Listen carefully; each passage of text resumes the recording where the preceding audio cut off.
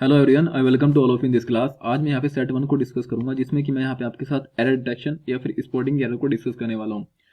इसमें क्या होता है कि एक सेंटेंस आपको मिला होता है, हर एक एग्जाम में इसको मालूम करने का अलग अलग वे होता है। जैसे कुछ में क्या होता है, सेगमेंटेड फॉर्म में आपको मिल जाता है और मालूम किया जाता है कि बताइए किस पार्ट में एरर होती है। ये पहला टाइप है। दूसरा इसका रिवर्स होता है, अपोजिट होता है। उसमें क्या होता है, सेगमेंटेड फॉर्म होती है और आपसे पूछा जाता है कि बताइए कौन सा एरर फ्री है। ये मोस्टली आपके बैंक के एग्जाम में पूछा जाता है।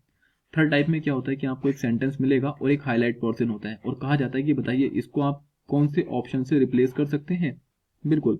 अच्छा, ये किस किस एग्जाम में आता है? आपका हर एक एग्जाम, चाहे यूपीएससी हो, सीएपीएफ हो, बैंकिंग एग्जाम हो, या फिर आपके इंश्योरेंस एग्जाम हो, होटल मैनेजमेंट हो, एमबी हो, व्हाट्सएवर, सभी में इसका वेटेज होता है। अच्छा, क्यों मालूम किए जाते हैं? सिर्फ इसलिए मालूम किए जाते हैं कि क्या बच्चों को ग्रामेटिकल नॉलेज है। अगर है तो चलो देखते हैं कैसे अटेम्प्ट करता है बच्चा। ओके, सिर्फ इसलिए आपके एग्जाम में आते हैं और कोई ज़्यादा इसका एग्जाम नहीं होता है। So the first sentence is here, we had swim across the river before the sunset. यानी कि सूरज छिपने से पहले इसने क्या किया था, इन्होंने क्या किया था कि नदी को पार कर लिया था। अब यहाँ पे अगर आप ध्यान से देखें ना, तो हैड यहाँ पे दे रखा है और हैड हमेशा किस में आता है, आपकी पास्ट परफेक्ट में आता है। ठीक है, और पास्ट परफेक्ट की स्ट्रक्चर क्या होती है, अफर्मेटिव की हेड होता है और हेड के साथ हमेशा वर्ब की थर्ड फॉर्म होती है। सो अगर आपको यहाँ पे पता है वर्ब की थर्ड फॉर्म क्या होती है, तो आप इस सेंटेंस को इजीली कर ले जाओगे, नहीं तो फिर आप इसको लेकर के स्टक हो जाओगे। चलो देखते हैं। फर्स्ट फॉर्म होती है आपके पास यहाँ पे स्विम, मीन्स तैरना। जो सेकंड फॉर्म होती है वो होती है स्वैम, और जो थर्ड फॉर्म होती है वो होती है आपके पास स्वम, SWUM। ठीक है, तो आप बिल्कुल क्लियरली देख सकते हैं जो थर्ड फॉर्म है वो तो स्वम है, और यहाँ पे क्या दे रखी है, स्वयं। यानी कि इसके अंदर एरर अगर थी तो किसके ऊपर बेस्ड थी, वो आपके वर्ब के ऊपर बेस्ड थी। ठीक है, यानी कि यहाँ अगर इस टाइप के एरर को आपको कंप्लीट करना है तो आपको टेंस पे काम करना होगा आपने। क्लियर है? चलो नेक्स्ट देखते हैं। नेक्स्ट इसको आप पढ़िए एक बार। Madhuri is more prettier than her sister. देखो कंपैरिजन हो रखा है यहाँ पे माधुरी में और उसकी बहन में। कंपैरिजन के लिए क्या होगा कि दो वर्ड्स होंगे यहाँ पे। बिल्कुल, कंपैरिजन के लिए दोनों चीजें लाइकवाइज सेम होनी चाहिए, तो इसी के लिए हम बोलते हैं कि कंपैरिजन अगर करना है तो लाइकवाइज चीजें होता है। सपोज कि मेरे पास पेन है, तो मैं दूसरे पेन से कंपेरिजन का कर सकता हूँ। ऐसा नहीं है कि पेन का मैं अपनी एलसीडी या चश्मे या फिर you can say mouse, mobile, books वगैरह से कंपेरिजन कर लूँ, वो सब चीजें नॉनसेंस होती है, फिजिबल नहीं है। ठीक है, अब Madhuri is more prettier than her sister. यहाँ पे मोर क्या है, गलत दे रखा है, सो इसको ऑमिट करना पड़ेगा, सुपर फ्लोज है। अच्छा, क्यों दे रखा है इसको समझ लेते हैं। देखिए कंपैरिजन ऑफ डिग्री जो होती है आपके पास तीन होती हैं। एक होती है पॉजिटिव, एक होती है कॉम्परेटिव, और एक होती है आपकी सुपरलेटिव। ओके, ये लेनी चाहिए। पॉजिटिव में क्या होता है कि आप किसी की जनरली किसी के साथ कोई ज़्यादा कंपैरिजन नहीं करते हैं। Okay, no comparison. और यहाँ पे कॉम्परेटिव में क्या होता है, जब चीज़ें दो होती हैं और दो में से किसी एक को बेस्ट को चुनते हैं आप। ठीक है, कंपैरिजन करते हैं। और सुपरलेटिव में क्या होता है, ओवरऑल जब सभी में जो अपने आप में सुप्रीम हो उसको आप सुपरलेटिव के तरह कंपैरिजन करते हैं। कैसे, चलो देखिए। जैसे आपने एक वर्ड सुना है गुड, मैं कहूँ आपका फ़ोन कैसा है या आप कैसे हैं, आप कहेंगे गुड। मैं कहूँ देखिए बच्चे, आपके पास दो फ़ोन है, एक है आपके पास MI और दूसरा है आपके पास ओप्पो। आप कहेंगे sir Oppo is the better. ठीक है, आप इसके साथ बेटर यूज करते हैं, गुड, बेटर, और थर्ड होता है बेस्ट। मैं कहूँ आपके पास एप्पल फोन है, तो आप कहेंगे बिल्कुल बेस्ट फोन है। एप्पल कैसा है, बेस्ट फोन है। वाई? क्योंकि इसका कंपेरिजन आप किसी से नहीं कर सकते, ये अपने आप में सुपरलेटिव होता है। ओके, यहाँ तक चीजें क्लियर है। लेकिन क्या आपने कभी किसी को सुना है ऐसे कहते हुए ब्यूटीफुल, या फिर one second let me right here, beautiful और ब्यूटीफुल? इसके लिए आपने सुना है किसी को ब्यूटीफुल, ब्यूटीफुलर या ब्यूटीफुलेस्ट? नहीं, बिल्कुल नहीं। तो इसके लिए क्या आप कभी कभी यूज करते हैं जो एडिशनल वर्ड होते हैं, जैसे MUCH, much beautiful, more beautiful और मोस्ट ब्यूटीफुल। अब ये जो हमने डबल वर्ड लगाए हैं इसी के लिए इनका नाम पड़ जाता है डबल। अब ये कॉम्परेटिव है तो इसको आप बोलेंगे डबल कॉम्परेटिव, ये सुपरलेटिव है तो डबल सुपरलेटिव, और ये आपका डबल पॉजिटिव। ठीक है, लेकिन कुछ वर्ड ऐसे होते हैं जिनका आप डबल कंपेरेटिव या डबल सुपरलेटिव नहीं बनाते हैं, जिसमें कि प्रीटेरियर भी एक है। आप प्रीटेरियर भी लगा रहे हैं तो ठीक है।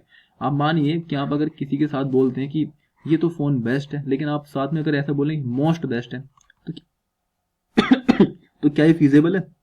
बिल्कुल भी नहीं है। ठीक है, तो मोस्ट यहाँ पे आप ओमिट करेंगे। उसी वे में बिल्कुल मोर बेटर आप नहीं बोल सकते, और उसी वे में आप मोर बेटर नहीं बोलेंगे। ठीक है, तो यहाँ पे आप मोर को ओमिट करेंगे। क्लियर है यहाँ पे चीजें? ओके, नेक्स्ट सेंटेंस को हम देखते हैं। चलो पढ़ो। नेक्स्ट सेंटेंस यहाँ पे आपका, every man and women should vote for the candidate of their choice. यानी कि हर एक मैन को और हर एक वीमेन को अपने चॉइस के कैंडिडेट को वोट करना चाहिए, बिल्कुल सही बात है, फंडामेंटल राइट है, कौन छीन सकता है।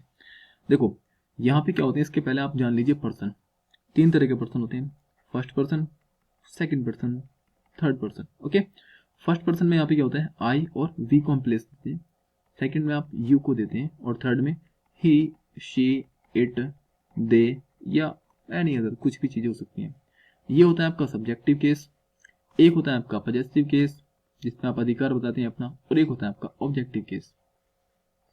आई वी का यहाँ पे होता है मी, और यहाँ पे माई और माइन। ओके, यू का तो यू और योर्स होता है, और ही का यहाँ पे हर, और शी का हर, सॉरी ही का यहाँ पे हिज और शी का हर, इस तरह से होता है। क्लियर चीजें आपको समझ आ रही हैं।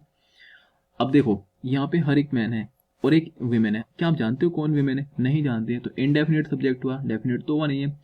अब जब इन दोनों में स्प्लिट हो रखा है तो ये इसका पोजीशन अलग बनेगा। मैन के लिए यहाँ पे आप हिज यूज करते हैं पोजीशन, क्योंकि मैन के लिए आप ही प्रोनाउन यूज करेंगे तो ही का पोजीशन यहाँ पे हिज होएगा, और वीमेन के लिए आप हर पोजीशन यूज करेंगे, क्योंकि वीमेन तो कोई भी हो सकती है, तो उसके लिए आप सी पोजीशन, सी प्रोनाउन को यूज करेंगे, और सी का पोजीशन यहाँ पे हर हो जाएगा। ठीक है, तो यहाँ पे देयर नहीं लगाएंगे अगर ये दोनों एक ही होते हैं। ठीक है, अगर ये दोनों एक होते हैं तो तब आप यहाँ पे क्या लगाते हैं, जैसे स्टूडेंट यहाँ पे होते हैं, ठीक है, तो वहाँ पे वो एक है और एक से ज़्यादा है, ठीक है, तो वहाँ पे आप देयर यूज़ कर सकते हो।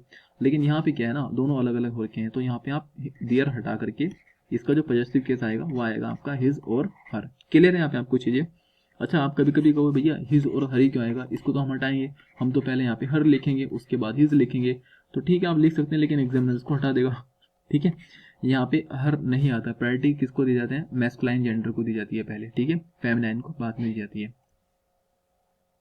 नेक्स्ट सेंटेंस की तरफ हम मूव करते हैं। देखिए ये है, the secretary and treasurers were not present at today's meeting. आज के मीटिंग में जो थे, ये तो सेक्रेटरी साहब और साथ में जो ट्रेजर्स होते हैं, खजांची हैं, वो वहाँ पे नहीं आते। सेंटेंस सही लगता है आपको? नहीं। देखो दो चीज़ें होती हैं, अगर यहाँ पे अलग अलग प्रीपोजिशन, यहाँ पे मान लो सपोज कीजिए यहाँ पे द होता, तो अब हमें पता है कि एक सेक्रेटरी साहब कोई अलग है और ट्रेजर साहब कोई अलग है, दो बंदे हैं, और दो बंदे हैं तो उनके साथ एक रूल होता है सब्जेक्ट वर्ब एग्रीमेंट का, कि अगर सिंगुलर सब्जेक्ट है तो सिंगुलर वर्ब, प्लूरल सब्जेक्ट है तो प्लूरल वर्ब आती है। ठीक है, जब प्लूरल सब्जेक्ट हो जाएंगे, ये भी अपने आप में एक अलग सब्जेक्ट है, ये भी अपने आप में एक अलग सब्जेक्ट है, तो वर्ब प्लूरल बिल्कुल ठीक थी, सेंटेंस बिल्कुल बढ़िया है।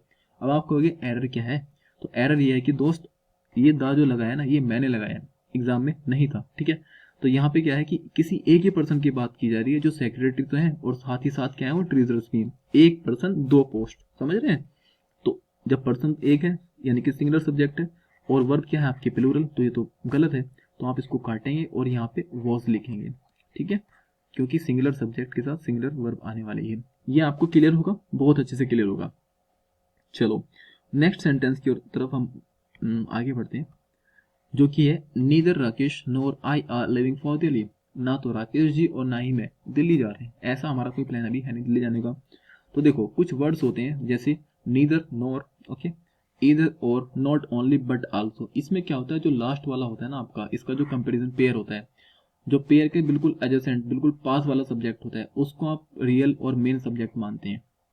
ओके, और बच्चे क्या गलती करते हैं, यहाँ देखते हैं राकेश, अरे नीदर के बाद राकेश ये सब्जेक्ट हुआ, तो उसके साथ इज या आर लगा देते हैं, जो कि गलत है।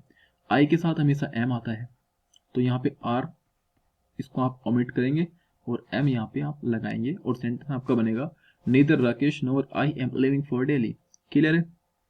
ओके, नेक्स्ट सेंटेंस की तरफ चलते हैं। डेथ इज प्रेफरेबल देन लाई। अब क्या हो रहा है, सपोज कीजिए या तो कोई एक्यूज है या फिर कोई क्रिमिनल है, इनके ऊपर बहुत ज्यादा एट्रोसिटीज हो रहे हैं, तो तब ये बोलते हैं कि देखो भैया ऐसी जिंदगी से तो मौत ही अच्छी है ना।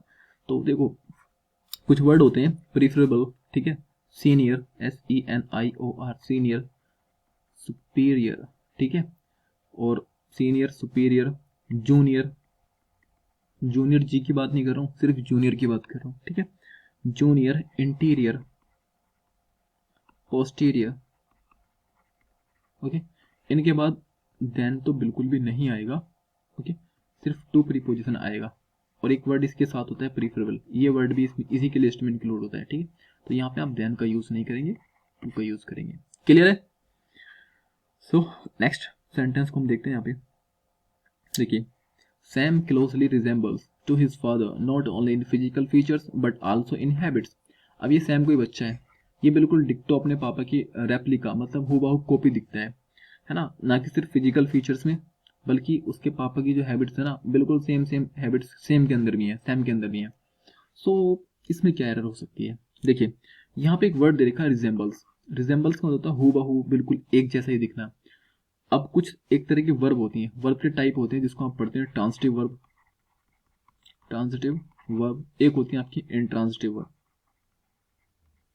One second, intransitive verb, transitive और इंट्रांसिटिव वर्ब। देखो, अगर ऑब्जेक्ट इनके बाद में आता है तो उसको बोलते हैं ट्रांसिटिव वर्ब। हमें पता है कि वर्ब के बाद ऑब्जेक्ट आता है, अगर वर्ब के बाद ऑब्जेक्ट है तो उसको आप बोलते हैं ट्रांसिटिव वर्ब, ठीक है, ऐसी वर्ब को। और जिस वर्ब के बाद ऑब्जेक्ट बिल्कुल भी नहीं आता तो उसको बोलते हैं आप इंट्रांसिटिव वर्ब। और रिजेंबल की अगर हम बात करते हैं ना, तो इसके बाद कभी भी टू और विद तो बिल्कुल भी नहीं आएगा, ये बिल्कुल प्लेन आएगा आपके साथ। Sam closely resembles his father not only in physical features but also in the habits, ठीक है।